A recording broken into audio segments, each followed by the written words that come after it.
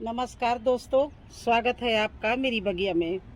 दोस्तों, आज मेरे के पास में एक ऐसा क्वेश्चन आया है। एक भाई साहब ने पूछा है, क्या मैडम गोबर का की जगह कोई और भी खाद उपयोग कर सकते हैं?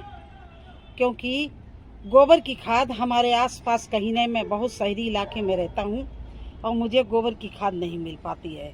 तो हाँ, उनके लिए बिल्कुल मैं जवाब देने जा रही हूँ और बिल्कुल उससे भी अच्छी चीज़ का मैं बताऊंगी उनको, जो हम लोग किचन वेस्ट की खाद बनाते हैं, जिसको काला सोना बोलते हैं। काला सोना क्या होता है?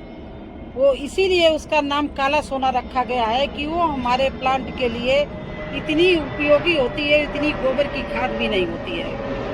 तो आप लोग बिल्कुल निश्चिंत रहिए कि आपके पास गोबर की खाद नहीं है तो आप खेती नहीं कर सकते, गार्डनिंग नहीं कर सकते। बिल्कुल कर सकते हो, किचन वेस्ट की खाद बना के आप गार्डनिंग कर सकते हो। और मार्केट में जो आती है खाद अगर आप खरीद सकते हैं तो आप मार्केट से वर्मी कंपोस्ट भी ला सकते हैं। तो गोबर की खाद की कोई ज़रूरत नहीं है। वैसे तो पत्ते की खाद, सूखे पत्तों की जो खाद बनती है उसके बराबर कोई भी खाद नहीं है। और सूखे पत्ते और किचन वेस्ट की खाद मिला के आप डाल दो, फिर आपके प्लांट को किसी भी फर्टिलाइजर की ज़रूरत ही नहीं है।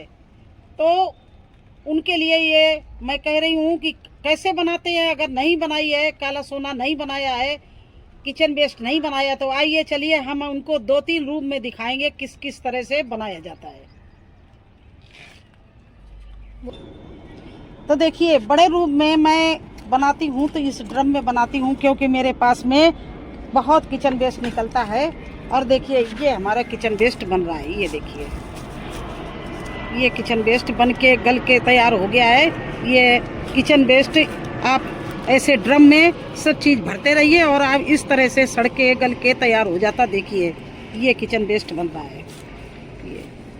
इसमें हम बीच बीच में गुड़ का पानी डालते रहते हैं।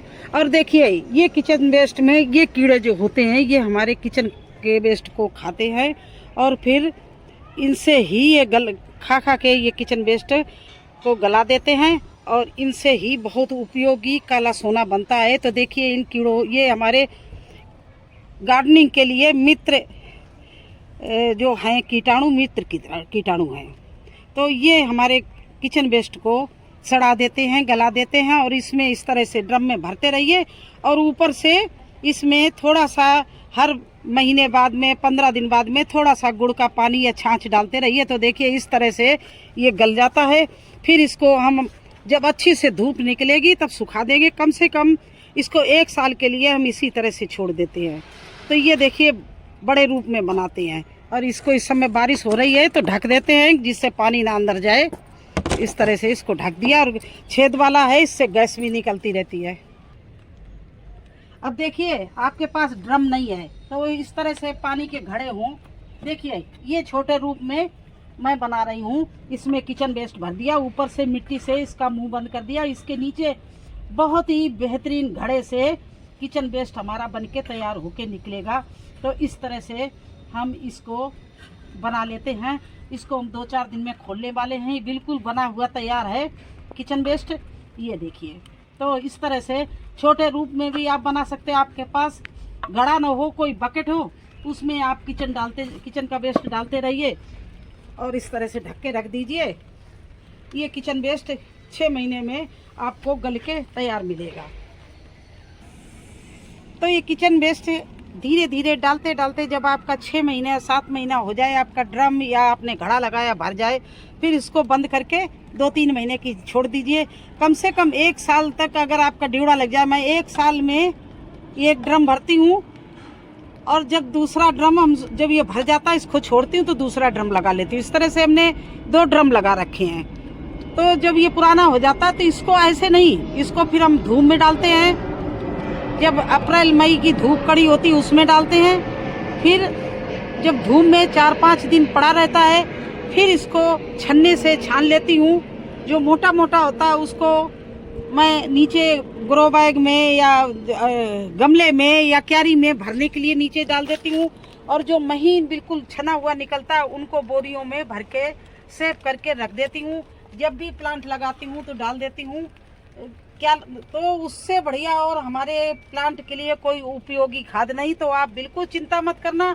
आपके पास अगर गोबर की खाद नहीं है तो या तो आप वर्मी कंपोस्ट ले आइए किसी नर्सरी में जाके अच्छी क्वालिटी की, या फिर अपने घर में ऑर्गेनिक किचन वेस्ट खाद बनाइए जिसका कोई भी जवाब नहीं है, क्योंकि उसका नाम ही काला सोना है।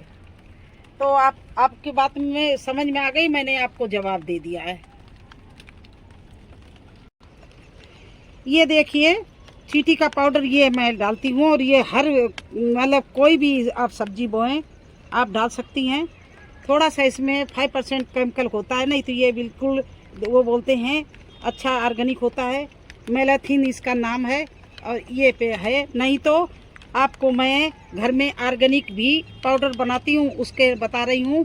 उसमें मैं मिलाती हूँ राख सब, और उसमें मिलाती हूँ थोड़ा सा चाक, दोनों चीज़ें पीस के, और उसमें थोड़ा सा हल्दी पाउडर मिला के मैं चींटियों के लिए, राख और हल्दी दोनों चींटियों की दुश्मन है, और एक आती है लक्ष्मण चाक, वो पीस के मैं उनके एक पाउडर बना के बोतल में भर लेती हूँ, वो चींटियों के लिए डालती हूँ। और कभी कभी ये ले आती हूँ, क्योंकि चींटियाँ अक्सर ही गर्मियों में लगती हैं। गर्मियों के बाद मैं कुछ नहीं डालती हूँ, केवल राख डालती हूँ और हल्दी डालती हूँ। केवल गर्मियों में इसका इस्तेमाल करती हूँ, क्योंकि वो प्लांट में चींटियाँ लगने का डर रहता है, इसलिए डालती हूँ। तो आपका ये जब आप बार बार करें प्लीज़ चींटियों का पाउडर बताइए, चींटियों का पाउडर बताइए। तो ये देखिए दूसरे लोगों का जवाब है, और अब तीसरे लोगों का हम जवाब देने जा रहे हैं।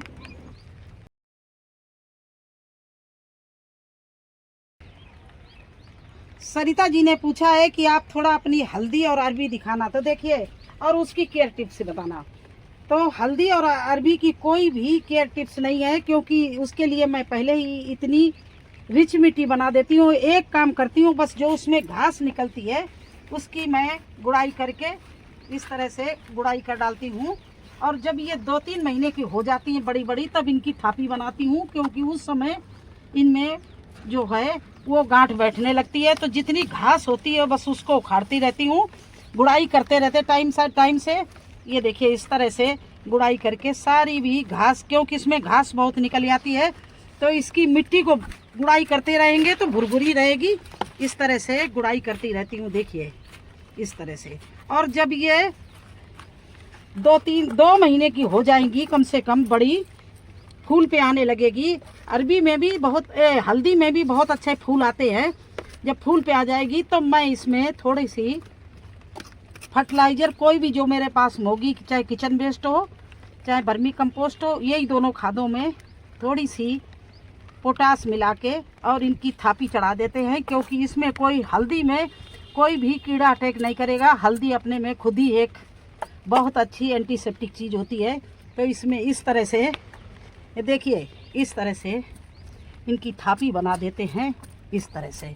वो बाद में मैं बताऊंगी, अभी तो केवल ये बता रही हूँ कि इनकी अच्छे से गुड़ाई करके इनकी घास निकालते रहिए। मिट्टी को ठस नहीं होने दीजिए, बस भुरभुरा रहने दीजिए जो भी घास निकले, क्योंकि इस समय बारिश हो रही है तो ज़्यादा ही ये खरपतवार आ जाता है। तो इस तरह से इसके टब की हम पूरी गुड़ाई कर रहे हैं। और ये देखिए आप कह रही अपनी हल्दी दिखाना, तो देखिए ये मेरी हल्दी चल रही है। इधर ये छोटी हल्दी है, क्योंकि हम कोई भी चीज़ एक साथ नहीं लगाते, अलग अलग लगाते हैं। तो देखिए ये मेरी दूसरी हल्दी निकल रही है, ये देखिए ये सब हल्दी के प्लांट है। उधर चलिए, ये देखिए बीच में ये अरबी है, और इसके पत्ते सब्जी बनने काबिल निकलने लगे हैं। और इसके बाद में देखिए ये भी हल्दी है, और ये भी हल्दी है, और ये अरबी है, इसके बीच में ये हल्दी है। तो ये सारे हमारे प्लांट हल्दी अरबी के हैं। और इस साइड में दूसरी साइड में यहाँ भी एक अरबी का प्लांट है, एक बीच में ये हल्दी है, इसके बाद में हल्दी अरबी दोनों चीज़ें हैं। तो देखिए मेरी हल्दी अरबी कितनी बढ़िया चलने लगी है, ये देखिए। अब बारिश होने लगी है तो ये सब नए नए पत्ते दिए। और देखिए इधर भी हल्दी है, छोटे से ग्रो बैग में ये भी हल्दी लगी हुई है। तो इस तरह से मेरे हल्दी और इसके प्लांट हैं और इनकी हमें मुझे कोई केयर नहीं करनी है। देखिए इस तरह से हम बोते हैं। और देखिए मेरे यहाँ पर एक मुझे 2-3 क्वेश्चन और देने बैगन के बारे में, लेकिन आज नहीं दूंगी। ये देखिए मेरे यहाँ कितने साइज के बड़े बड़े बैगन लग रहे हैं। ये देखिए भरता वाले बैगन लग रहे हैं चारों तरफ। तो इस तरह से मेरे यहाँ सब्जियाँ अब लगने लगी क्योंकि बारिश शुरू हो गई। इधर और भी एक हल्दी का, ये देखिए हल्दी का टब भरा रखा है। तो इस तरह से हमारी इतनी बड़ी बड़ी हल्दी अरबी हो गई है। अब आप लोग हल्दी अरबी जो लगाई है उसी की सेवा करिए, अब मत लगाइए क्योंकि अब लेट हो गया, बहुत लेट हो गया है। तो केयर उनकी बस यही है कि पहले ही इसकी बढ़िया मिट्टी मैं बनाती हूँ। और इसकी जब मिट्टी बनाई थी तब मैंने आप लोगों को दिखाया था, इसमें क्या क्या मैंने डाला था वो भी बताया था। इसमें नदी की रेत डाली थी, वर्मी कंपोस्ट डाला था, नीम की खली डाली थी, हल्दी डाली थी और फिर 40% मैंने सॉइल मिलाई थी। बकाया सब चीज़ यही भरा हुआ था और नीचे इसके सूखे पत्ते भरे हुए टबों के। तो इस तरह से ये हमने मिट्टी बनाई। तो इतनी पौष्टिक मिट्टी है। अब देखिए इन पे इतने अच्छे पत्ते आ रहे हैं। अब इसमें अब मैं क्या डालूं, देखिए इसके अरबी के पत्ते आप देखिए कि कितना बड़ा आ रहा है। ये देखिए तो ये खुद ही अपने में इतनी बढ़िया पौष्टिक हमने खादें डाली हैं। तो अब उनको ज़रूरत नहीं है कि हम कोई पौष्टिक तत्व या खाद डालें। बस लास्ट में जब ये ज़मीन से देखना चटकने लगेगी क्योंकि गांठ बैठने लगेगी, उस समय मैं आसपास मिट्टी से इनकी थापी बनाएंगे। फिर हम आप वीडियो बनाएंगे, आप देख लेना। उस थापी के नीचे थोड़ी सी वर्मी कंपोस्ट या किचन वेस्ट जो काला सोना होता है उसको लगा के हल्दी डाल के और बस थापी बना देंगे, जिससे इसमें जगह मिल जाए उनकी गांठें बैठने के लिए। और वैसे तो ये इतनी भुरभुरी मिट्टी है कि गांठें नीचे ही बैठेंगी, लेकिन फिर भी कभी कभी ऊपर आ जाती हैं, वो ग्रीन होने लगती हैं। तो उनके लिए मैं थोड़ी मोटी सी थापी बनाएंगे, जिस तरह से अभी ये ठोक के हमने दिखाया है कि मिट्टी ऐसे चारों तरफ से उठा के और इस तरह से इनकी थापी बना देंगे। और बस यही इनकी केयर है और मैं इनकी कोई केयर नहीं करूँगी। ये कोई केयर नहीं चाहते। एक बार बस रिच मिट्टी में इनको बना दो, फिर इसके बाद में इनकी कोई केयर नहीं है।